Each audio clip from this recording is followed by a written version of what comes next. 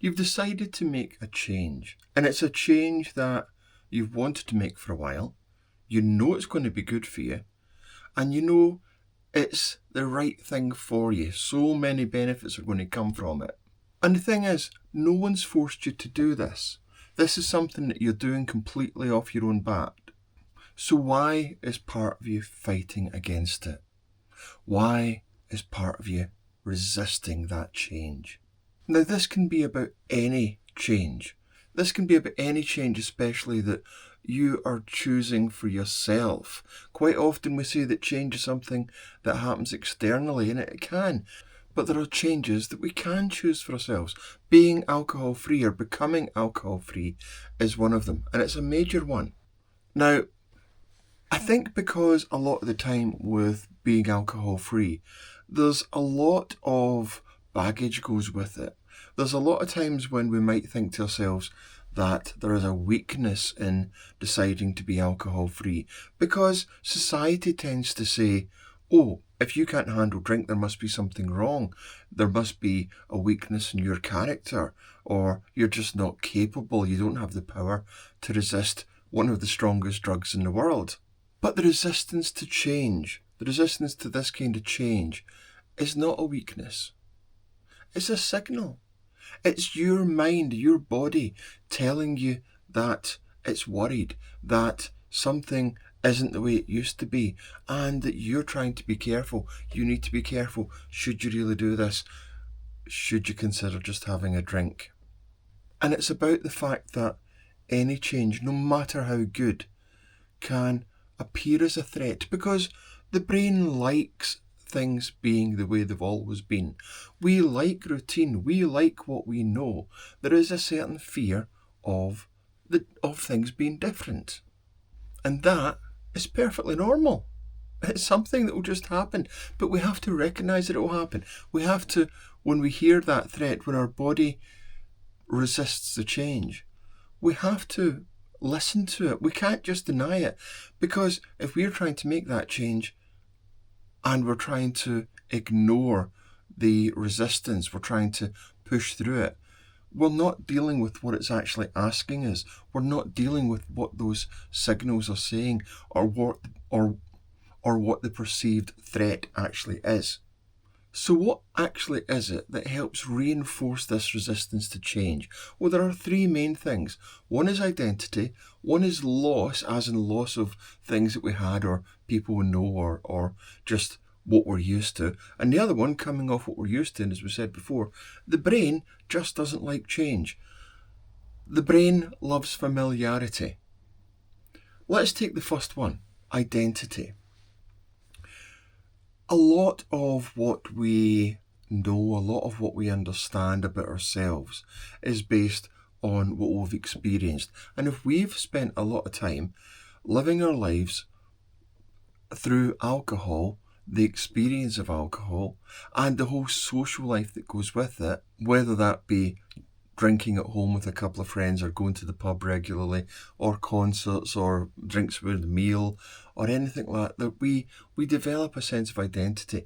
That alcohol quite often gives us courage, gives us confidence to actually say things, to get involved in conversations, to do certain things, to make certain decisions.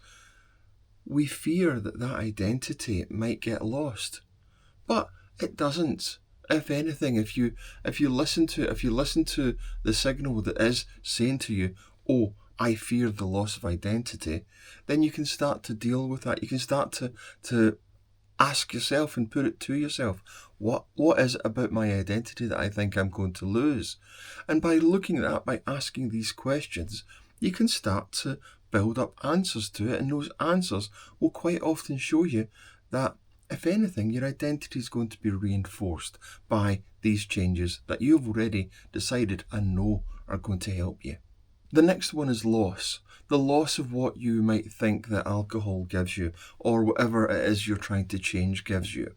Alcohol might give you that confidence. We mentioned it in identity, but it might give you that confidence. You might think that it gives you that social circle and that loss might come despite the gain.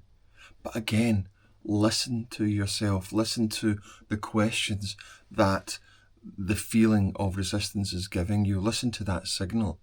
And again, ask yourself, well, where is that loss? What does it actually mean to me?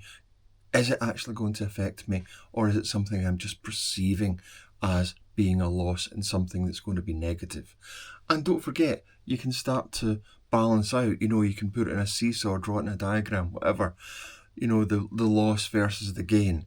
And that can help you give a clearer perspective or get a clearer perspective on what's actually happening as part of the change. And it brings it more under your control. And that's quite nice, because if it's bringing it more under your control, then when the brain starts thinking to itself that it's lost that familiarity, when it's losing the familiar and what it's used to, then you having a bit of control can help counter that. And again, it goes back to, if you are feeling that you are losing familiarity, listen to the trigger, listen to the signal, and start to ask yourself, what does that mean to me? Where is that coming from? How can I deal with that? What can I do that makes sure that I'm not losing that sense of familiarity? Or indeed, is that familiarity, is that thing that you do regularly something you actually want to keep doing? Is that maybe even something that you're wanting to move on from? No matter how much we might think we want to move on from it, there can still be a certain comfort in it. It can be part of our comfort zone. And that can be a scary thing as well. And when we're scared, we resist the change.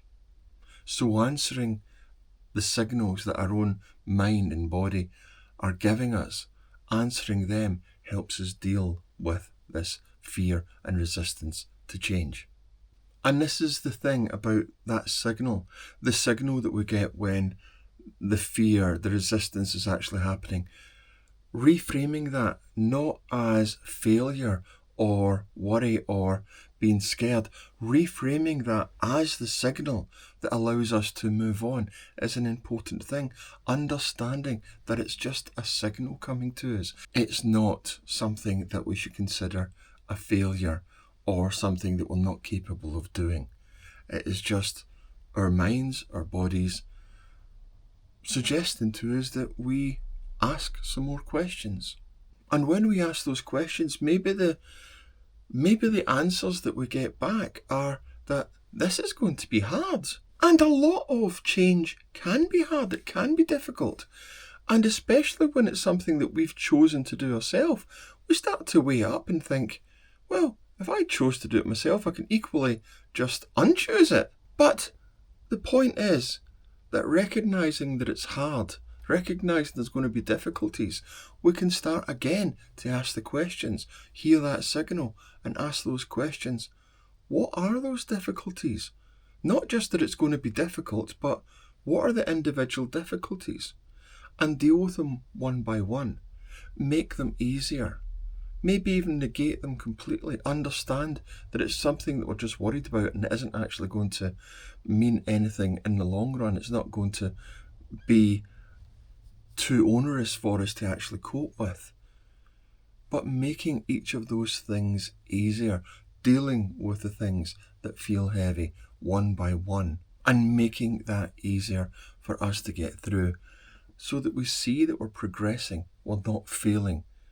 We're actually progressing and getting where we want to be and getting the benefits from that change that we have chosen and we know is good for us. And this can come from just asking ourselves, what am I afraid of losing? Just knowing that, knowing what it is, looking at the things, and when we say, what am I afraid of losing? Maybe answer yourself with what your perceived positives are. What are the things that feel good about, in this case, drinking? What are the things that feel good about that? And then ask some honest questions about, are they really that great? What is the outcome of it? What does it end up with? Because quite often, I've heard lots of people say that if they're honest with themselves, they enjoy drinking. But it's not the drinking part necessarily that they're worried about is all the other things that go with it. And when you weigh up all the other things, the hangovers, the blackouts, the getting into trouble, saying the wrong things to people, and the general effects that it can have on your health, is when you balance all these up, then that 10 minutes of feeling great in the pub with the first drink or two, is it really worth it? You start to balance it out then, and it becomes more in perspective about, what am I actually losing? I'm losing 10 minutes of a bit of euphoria, as opposed to, and I swear, because this has happened to me, being alcohol free and being in a pub, I still thoroughly enjoy going into a pub, and I can regularly go into a pub and drink alcohol free beer and thoroughly enjoy myself. That euphoria is still there, because ultimately what I'm going in for is to meet friends and have a good time, and drink is not the key to that. It's meeting your friends and having a good time. That's the key to it. So what are you losing? Maybe not as much as you think you are. And remember, this kind of technique of listening to that signal isn't just about being alcohol free. It's about any change that you decide to make for yourself, any change that you feel pressure or resistance to. By using this same technique, you can manage that change so much better. You can manage the feeling of fear or resistance that you have to that change so much better. If you're looking to find out ways of helping to cope with what might be missing once you go alcohol free, for instance, then check out this link to the video about AF isn't about saying no.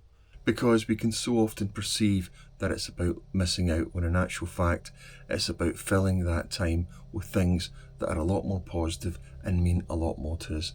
Thanks very much for watching the video. As always, really appreciate any comments, anything that you want to say. Contact me, put them in the comments section, and if you like and subscribe, that'd be really appreciated. Thanks very much. See you in the next video. Thanks. Bye.